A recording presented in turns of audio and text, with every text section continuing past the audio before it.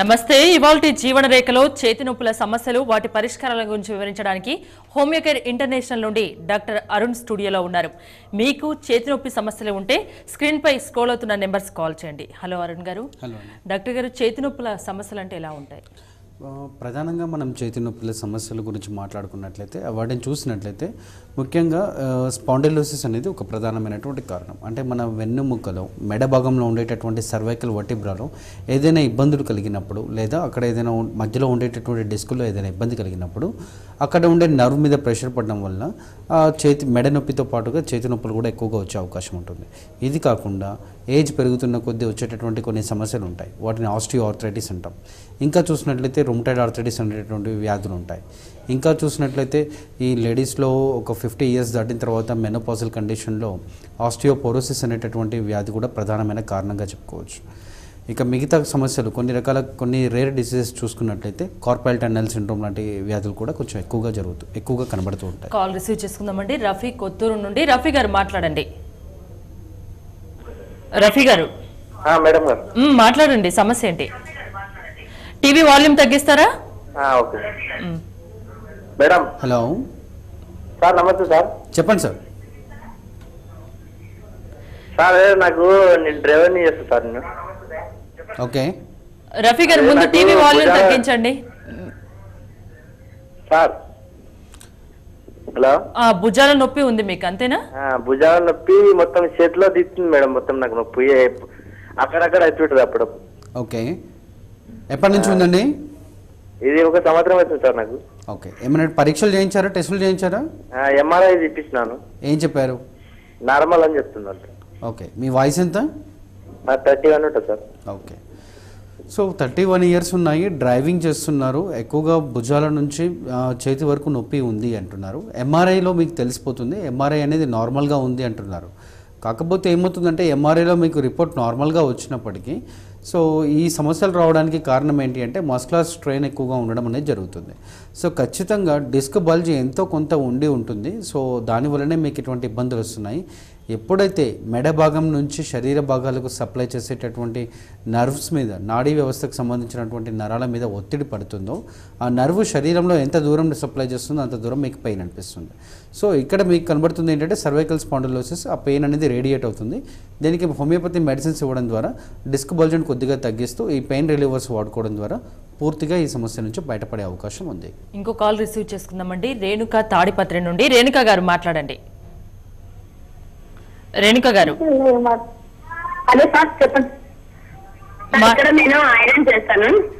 Okay. చెయ్యి ఎంత కుర్చీ ఎంత నొప్పి అవుతుంది. ఓకే, చెప్పండి.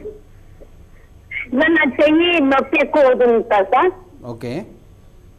ఎందువల్ల సార్ అది? ఎప్పటి నుంచి ఉందమ్మా ఇబ్బంది? తను ఐరన్ చేస్తారంట.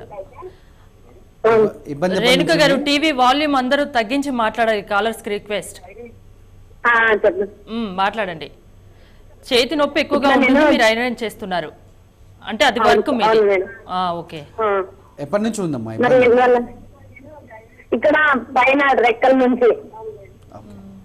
ప్రధానంగా ఏంటంటే ఎవరైతే ఒక సింగిల్ జాయింట్ని ఎక్కువగా ఉపయోగిస్తారో వాళ్ళకు అక్కడ ఇబ్బందులు వచ్చేటటువంటి అవకాశం ఉంది. ప్రధానంగా కనబడేది ఏంటి అంటే పెరి ఆర్థరైటిస్ అంటాం. అంటే మన షోల్డర్ భాగంలో ఎక్కువగా ఇబ్బంది ఉంటుంది.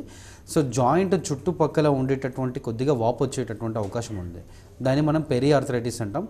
ప్రధానంగా సింగిల్ జాయింట్స్ యూస్ చేసే వాళ్ళలో, టైపింగ్ చేసే వాళ్ళల్లో లేదా మీలాగా ఐరన్ చేసే వాళ్ళల్లో ఎవరైతే ఒకే చేతిని కానీ ఒకే జాయింట్ కానీ ఎక్కువసేపు ఉపయోగిస్తారో వాళ్ళకు ఆ జాయింట్ చుట్టుపక్కల వాపు వస్తుంది. దాన్ని పెరి ఆర్థరైటిస్ అంటాం. ఇది కొద్దిగా రెస్ట్ తీసుకోవడంతో పాటుగా కొద్దిగా మసాజ్ లాంటిది చేసుకోవడంతో పాటుగా హోమియోపతి మెడిసిన్ వాడుకుంటే చుట్టూ ఉండేటటువంటి వాపు తగ్గుతుంది. దాంతోపాటుగా కీలు అరుగుదల తగ్గిపోతుంది. ఫ్యూచర్లో ఎటువంటి ఇబ్బంది రాకుండా చూసుకోవచ్చు. ఇంకో కాల్ రండి. లక్ష్మి హైదరాబాద్ నుండి. లక్ష్మి గారు మాట్లాడండి. లక్ష్మి గారు. హలో, నమస్తే అండి. నమస్తే, మాట్లాడండి. చెప్పండి లక్ష్మి గారు. అది నాకు ఒక 5-6 ఇయర్స్ నుంచి మెడ దగ్గరంతా నొప్పి అండి. ఓకే. ఏజ్ ని చిన్న పని చేసినా గానీ మన రెక్క గూడు ఉంటది కదండి, అదంతా నొప్పి వస్తుంది. ఓకే. మరి ఏం చెప్తారనేసి అడుగుదామని. టెస్టులు చేయించారా, పరీక్షలు చేయించారా? ఒకసారి డాక్టర్ దగ్గరికి వెళ్తే ఏదో నర్వ్స్ వీక్ అయినాయి అని అన్నారండి. ఓకే. క్రీమ్ ఏదో ఇచ్చారు కానీ నాకైతే ఏం పని చేయలేదండి. మోచేతి దగ్గర అలాగే వస్తుంది, భుజం దగ్గర అలాగే వస్తుంది. ఓకే, అదండి ప్రాబ్లం. సరే. మెడిసిన్స్ వాడారా? లేదండి, ఏం వాడలేదు. మెడిసిన్స్ ఏమి ఇవ్వలేదు. ఆ క్రీమ్ ఏదో ఇచ్చారండి, ఆయింట్మెంట్. ఓకే. ప్రధానంగా ఇటువంటి సమస్యల్లో ఏమవుతుందంటే మీకు తెలుస్తుంది అంటే ప్రాబ్లం ఎక్కడ ఉంది అనేది మనం తీయించుకునే ఒక చిన్న ఎక్స్రేలో కానీ ఎంఆర్ఐలో కానీ మనకు క్లియర్గా తెలిసిపోతుంది. ఎక్కడ సమస్య ఉంది, ఎన్ని చోట్ల సమస్య ఉంది అనేది కూడా తెలుస్తుంది. ప్రధానంగా 5-6 సంవత్సరాల నుంచి ఇబ్బంది ఉంది అంటే మాత్రం ఖచ్చితంగా నిర్మాణంలో అంటే స్ట్రక్చర్లో ఏదో తేడా ఉంది, డిస్క్ బల్జ్ ఉండే అవకాశం ఉంటుంది. సో దీనివల్లే మీకు ఇంత సివియర్గా పెయిన్ ఉంటుంది, ఇంత లాంగ్ స్టాండింగ్ పెయిన్ ఉంటుంది. సపోజ్ ఏదైనా పని చేయడం వల్ల వచ్చిన పెయిన్ కావచ్చు, లేదా ఏదైనా దెబ్బ తగలడం వల్ల వచ్చిన పెయిన్ కావచ్చు, అది కొద్ది కాలం పాటే ఉంటుంది, ఆ తర్వాత పోతుంది. స్ట్రక్చర్లో తేడా ఉన్నప్పుడు మాత్రమే ఇంత లాంగ్ స్టాండింగ్ పెయిన్ ఉంటుంది. కాబట్టి మీరు మళ్ళీ ఒకసారి డీటెయిల్గా మళ్ళీ ఎక్స్రే, కనీసం ఒక డిజిటల్ ఎక్స్రే కానీ తీయించుకోవడం అవసరం. దాన్ని బట్టి మనం ఏం చేయాలి, ఎంత ఇంప్రూవ్మెంట్ ఉంటుంది, ప్రోగ్రెస్ ఏంటి అనేది హోమియోపతి మెడిసిన్స్ ద్వారా చెప్పగలుగుతాం. ఇంకోటి కార్పల్ టన్నెల్ సిండ్రోమ్ అంటే ఏంటండి? యూజువల్గా కార్పల్ బోన్స్ అంటాం. కార్పల్ బోన్స్ అంటే మన చేతి భాగంలో ఉండేటటువంటి బోన్స్, అంటే ముంజేతి భాగంలో రిస్ట్ దగ్గర ఉండేటటువంటి బోన్స్ని మనం కార్పల్ బోన్స్ అంటాం. దాని తర్వాత ఉండేదాన్ని మెటాటార్సల్స్ అంటాం, మెటాకార్పల్స్ అంటాం. తర్వాత ఉండేదాన్ని కార్పల్ బోన్స్ అంటాం. సో ఈ కార్పల్ బోన్స్కి ఏమవుతుందంటే మన చేతి ముందు భాగంలో షీత్ అనేది ఉంటుంది, ఒక షీత్ ఉంటుంది. ఈ షీత్ కాస్త కార్పల్ బోన్స్కి మధ్యలో గ్యాప్ ఉంటుంది. ఈ గ్యాప్లో చేతి భాగానికి సప్లై చేసేటటువంటి నర్వ్స్ అనేది చాలా ఫ్రీగా పాస్ అవుతూ ఉంటాయి. సో ఎక్సెప్ట్ లిటిల్ ఫింగర్, మిగతా 4 వేళ్లకు సప్లై చేసేటటువంటి నర్వ్ అనేది ఒకటి ఉంటుంది. దాన్ని మనం మీడియన్ నర్వ్ అంటాం. ఆ మీడియన్ నర్వ్ అనేది ఇక్కడ ఉండేటటువంటి స్పర్శ జ్ఞానాన్ని లేదా ఇక్కడ ఉండేటటువంటి గ్రిప్ని మనకు అందజేస్తూ ఉంటుంది. ఎప్పుడైతే ఆ గ్యాప్ కనుక మెయింటైన్ కాకుండా ఏదైనా ఇన్ఫెక్షన్ వల్ల కావచ్చు, లేదా ఇక్కడ రిస్ట్లో ఉండేటటువంటి బోన్స్లో ఏదైనా తేడా ఉండడం వల్ల కావచ్చు, ఆ గ్యాప్ సరిగా లేకుండా అక్కడ ఉండే నర్వ్ మీద ప్రెషర్ పడ్డప్పుడు, ఉండాల్సినంత గ్యాప్ మెయింటైన్ కానప్పుడు ఆ మీడియన్ నర్వ్ మీద ప్రెషర్ పడుతుంది. సో ఈ చేతి భాగాలు అనేది స్పర్శ అనేది సరిగా ఉండదు. సో దీన్ని మనం కాల్ తర్వాత డిస్కస్ చేద్దాం. రాజు విజయనగరం నుండి. రాజు గారు మాట్లాడండి.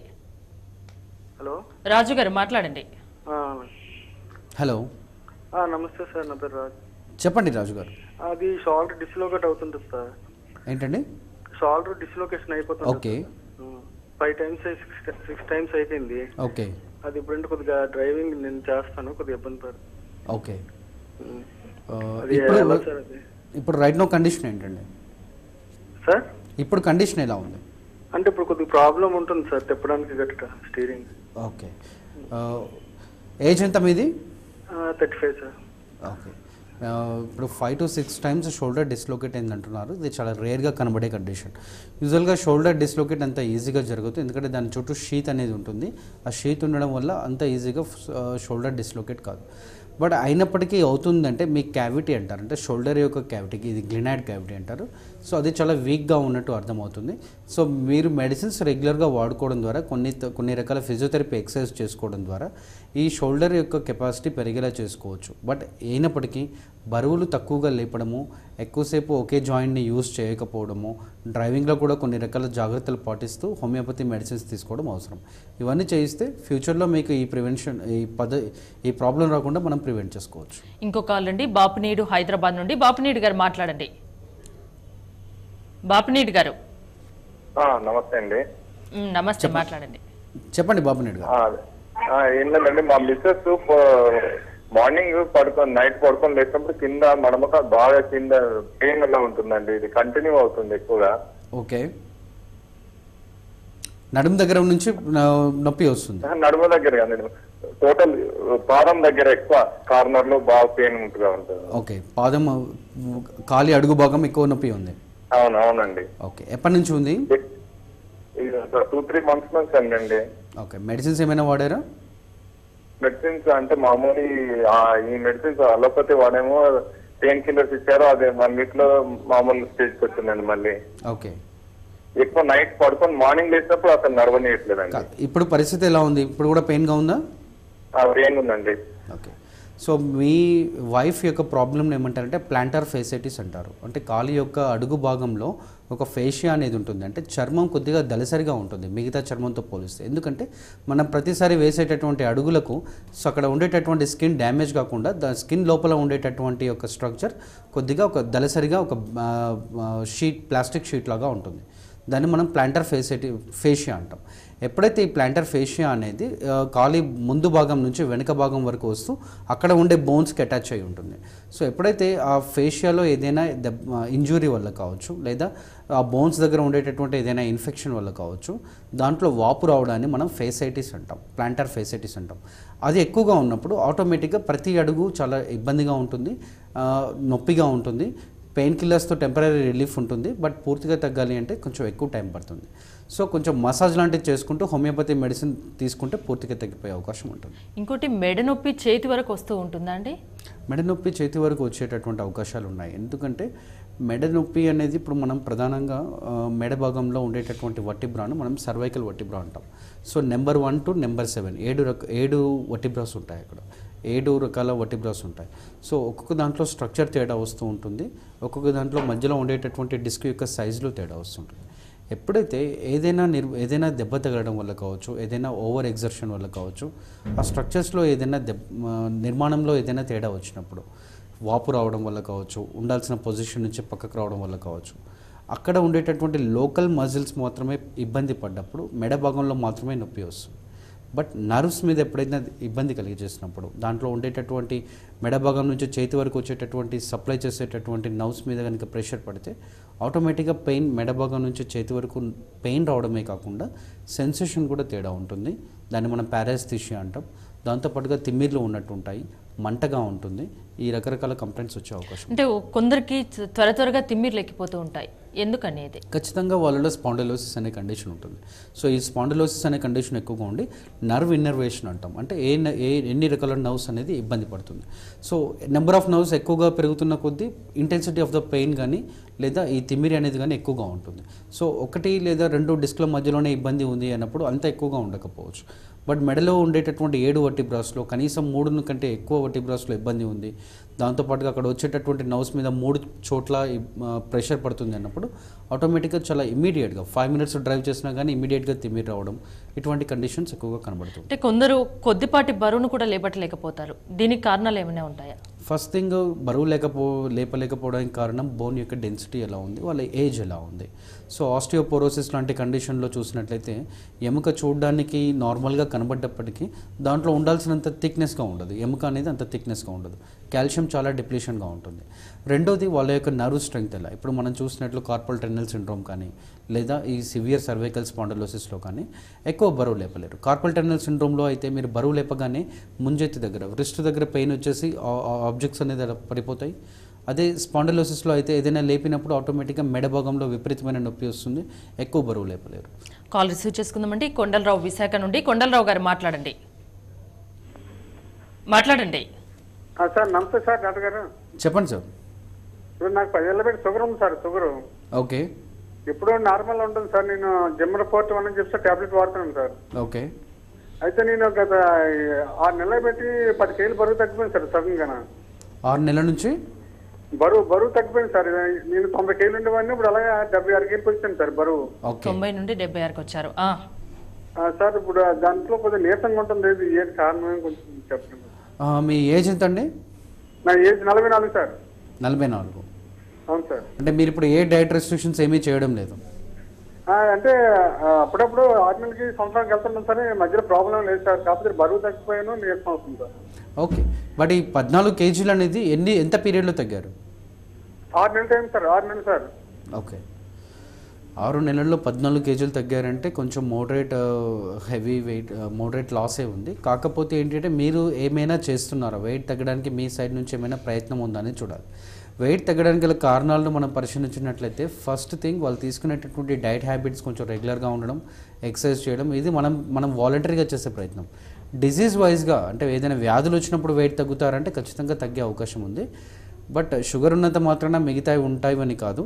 సో ఫస్ట్ థింగ్ చూసినట్లయితే టీబీ ఉండడం కానీ లేదా వేరే ఏదైనా హైపర్ థైరాయిడ్ అంటారు, హైపర్ థైరాయిడ్ లాంటి వ్యాధుల్లో కానీ లేదా కొన్ని రకాల క్యాన్సర్ లాంటి వాటిలో కానీ బరువు తగ్గే అవకాశం ఉంటుంది. కానీ బరువు తగ్గే ప్రతి పేషెంట్కి ఇంత పెద్ద వ్యాధులు ఉంటాయని మనం అనుకోలేం. కాకపోతే మీరు చూడండి, ఇంకా వెయిట్ లాస్ ఏమైనా ఉంటే మాత్రం ఖచ్చితంగా మీరు బ్లడ్ ఇన్వెస్టిగేషన్స్ చేయించుకోవాలి. మిగతావి ఏమైనా ఉన్నాయా అంటే అస్తమా లాంటి కంప్లైంట్స్ కానీ మిగతావి ఏమైనా ఉన్నాయా, ఊపిరితిత్తుల్లో ఏమైనా ఇబ్బందులు ఉన్నాయా అది కూడా చూసుకోవాల్సి ఉంటుంది. బట్ ఇప్పటికిప్పుడు కంగారు పడాల్సిన అవసరం లేదు. కొద్దిగా వెయిట్ చేసి చూడండి. యూరినరీ ట్రాక్ట్ ఇన్ఫెక్షన్స్ ఏమైనా ఉన్నాయా అవి కూడా చూసుకోవాల్సి ఉంటుంది. ఇంకోటి మెడ నొప్పి, చేతి నొప్పుల గురించి మరింత డిస్కస్ చేసే ముందు జీవన్ రేఖలో షార్ట్ బ్రేక్ తీసుకుందాం. చూస్తూనే ఉండండి TV1.